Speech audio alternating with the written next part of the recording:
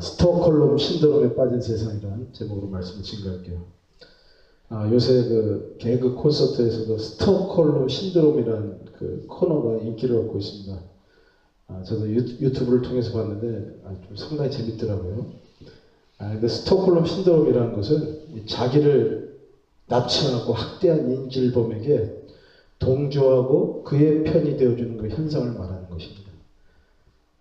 이게 참 그 에덴 동산에서 쫓겨난 인간의 그런 어두운 심리인데요. 인간이라는 존재는 참으로 역설적인 존재요. 또 삐뚤어진 존재라는 것을 이 스톡홀름 현상을 통해서 우리가 볼 수가 있습니다. 여러분, 이 스톡홀름은요, 스웨덴의 수도입니다. 근데 1973년에 은행 강도 사건이 벌어졌어요. 6일간에 걸쳐 인질극이 벌어졌는데, 그런데 거짓말 같은 현상이 나타난 거예요. 이 강도에게 잡힌 그 인질들이 이 강도들과 정서적으로 이렇게 밀착되는 그런 모습을 보이는 거예요. 심지어 강도들이 체포된 이후에도요, 인질들은 이 강도범들을 옹호하는 그런 언사를 멈추지 않았습니다.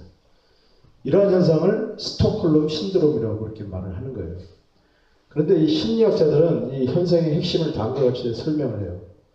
사건의 현장에서 인질이 된 사람은 죽고 사는 것을 비롯해서 뭐 밥을 먹는 것, 배설하는 것, 이런 것을 인질범에게 의존할 수밖에 없는 그런 상황이 된다는 거예요.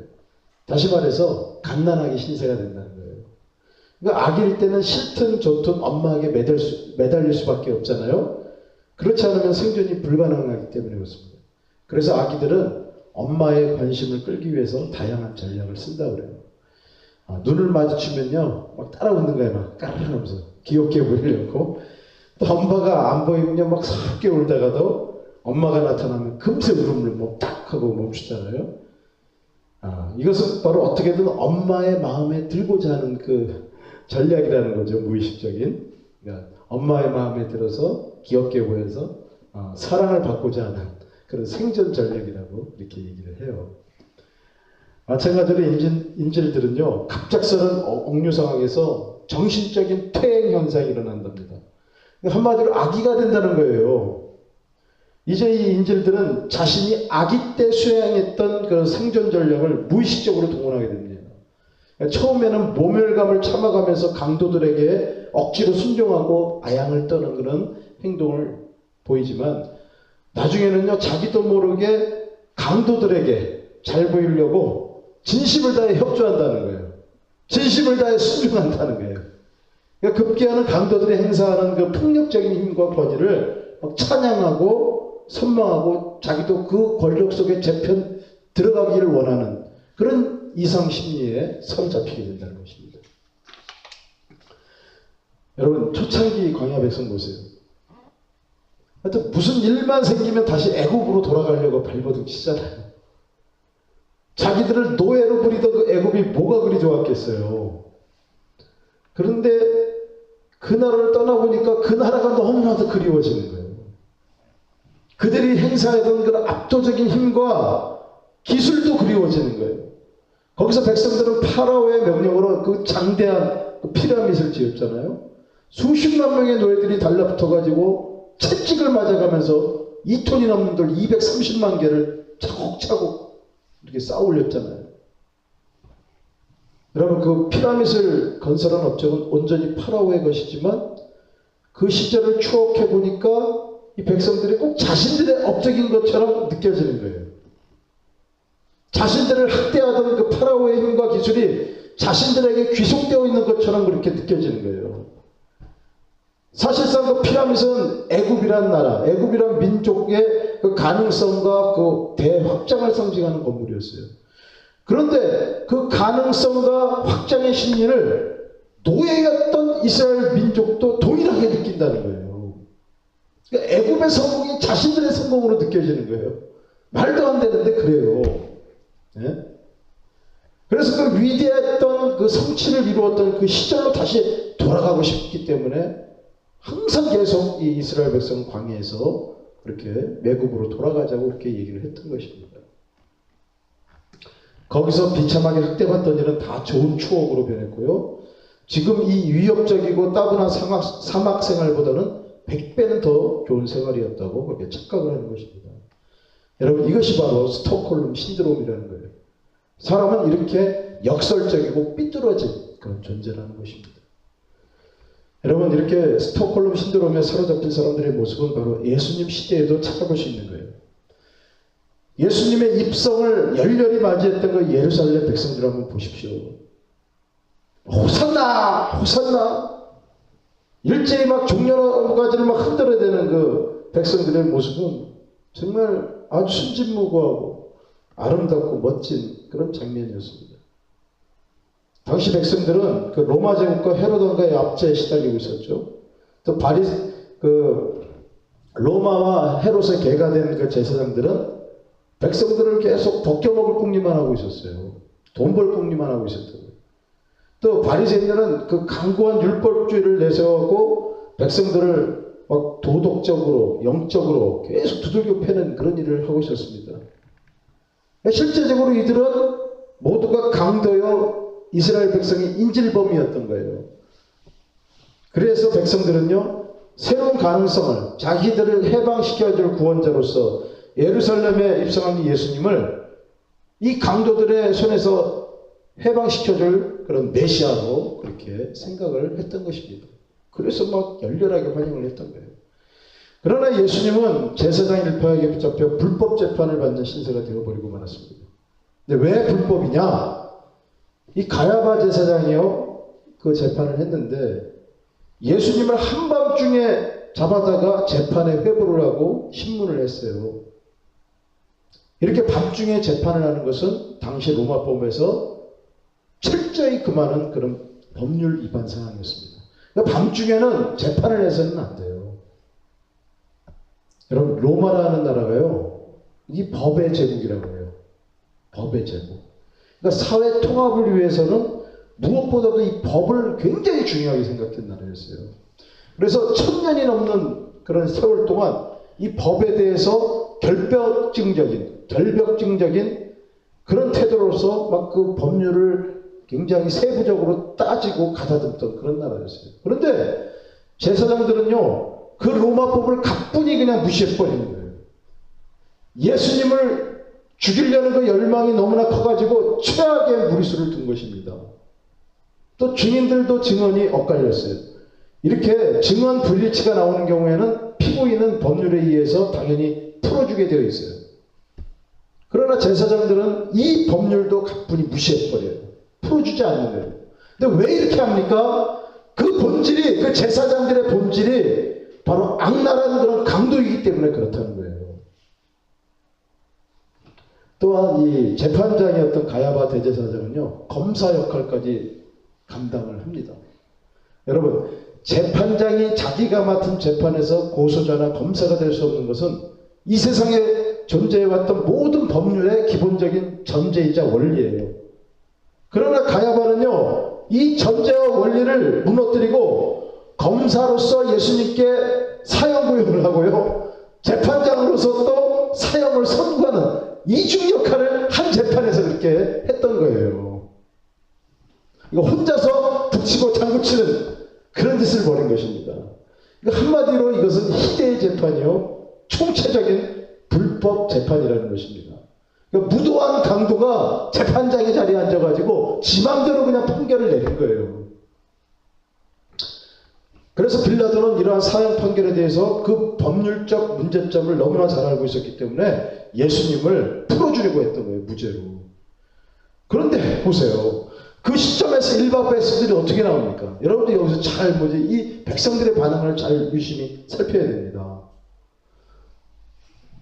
일반 백성들이 어떻게 나와요? 아무 죄가 없으신 예수님 편에 섭니까? 아니면 불법을 저지른 제사장 일파에게 섭니까? 놀랍게도요, 제사장 편에 서는 거예요, 이 백성들이.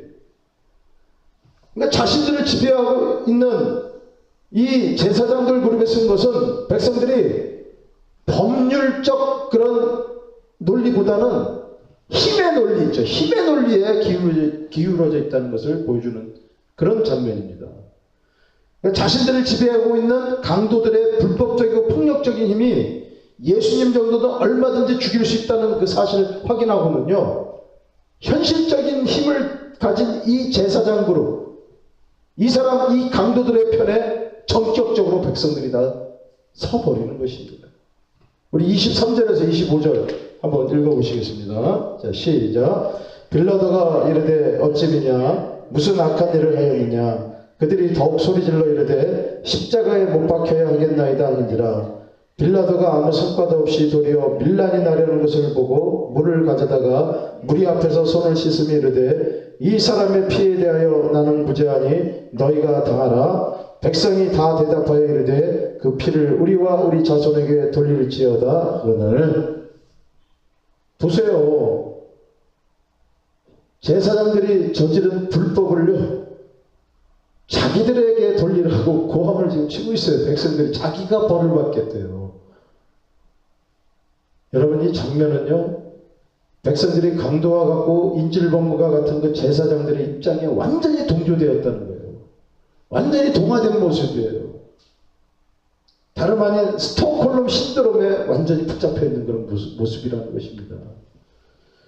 여러분, 오늘날에도 이 제사장들과 같은 강도의 논리, 인질범의 논리에 동조하고 동화되는 성도들이 점차 증가하는 그런 추세에 있어요. 제1회 동성애 축제, 제가 이번 주에 얘기를 했는데, 오늘 제가 나라와 민족을 위해서 꼭 기도해야 된다고 말씀드렸죠. 지금 서울시에서 그걸 허용을 해가지고 지금 계속 벌어지고 있는데, 메르스 때문에 다른 축제들은 다 취소가 돼요. 그런데 동성애 축제만큼은 아주 신이 난 상태로 계속 지금 진행이 되고 있어요. 뭐 메르스 같은 거 뭐 상관도 안 해요. 여러분, 어떻게 이렇게 한국에서 이런 일이 벌어지게 되는가? 사실은요, 이게 미국에서부터 벌써 벌어지는 그런 현상이에요. 그 미국 장로교, 그래서 PCUSA라고 그러죠. PCUSA.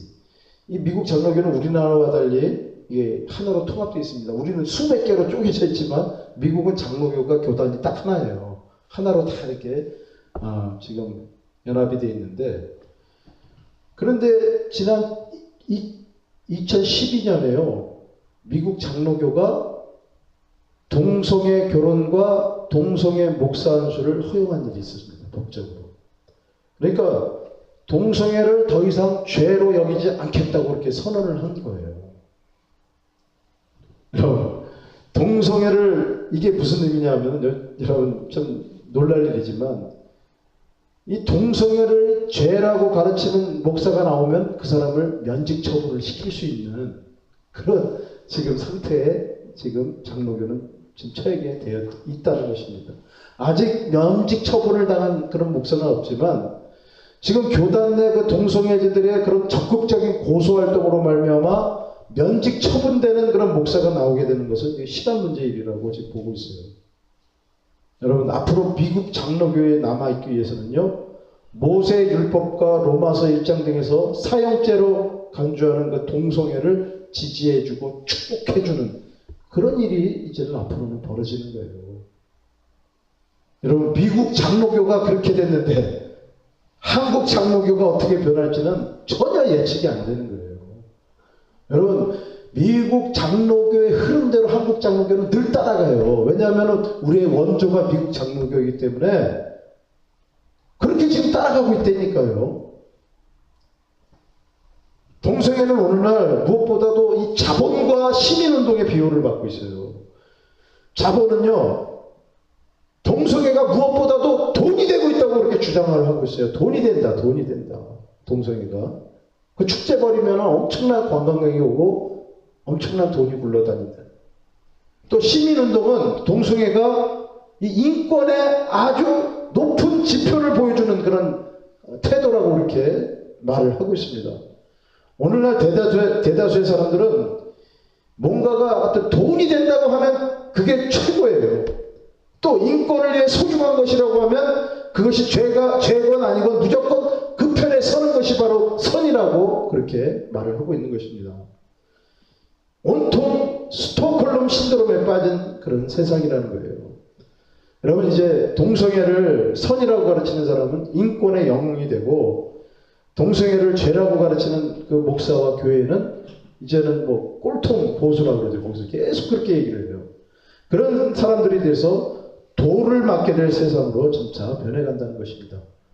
우리 시대에는 뭐 그런 돌을 맞게 될 그런 염려가 있는지 없는지 모르지만 우리 자녀 세대는요 정말 그런 현상에 직면하게 될 그런 가능성이 아주 커졌다는 것을 여러분이 생각을 하셔야 된다는 것입니다. 여러분, 그러나 그러할지라도 저와 여러분과 여러분의 자녀들은 이러한 시대적 풍조에 절대로 물들지 않는 오직 주님의 뒤만 따라가는 십자가의 증인이 되는 그런 사람들이 되시기를 바랍니다. 여러분, 하늘의 양식으로 배불리 먹기를 바랍니다. 세상이 주는 그런 고독과 왕따를 능히 이기게 될 줄로 믿습니다. 그래서 이제 저와 여러분은 다음 세대의 부흥을 위해서 그리고 그 역전의 시대를 위해서 눈물로 기도의 씨를 뿌리는 사람들이 되시기를 주의 이름으로 부탁합니다. 예, 우리 세대들, 우리 특히 자녀 세대들 위해서 우리가 반드시 기도해 줘야 되고 이 자녀들이 절대로 세상의 그런 비난과 그런 여러 가지 안 좋은 그런 비판에서 절대로 혹시 신앙을 잃어버리는 일이 없도록 여러분이 나라와 민족을 위해서 그리고 우리 후배 세대들을 위해서 오늘 기도할 수 있는 그런 시간을 갖도록 하겠습니다. 우리 기도하겠습니다.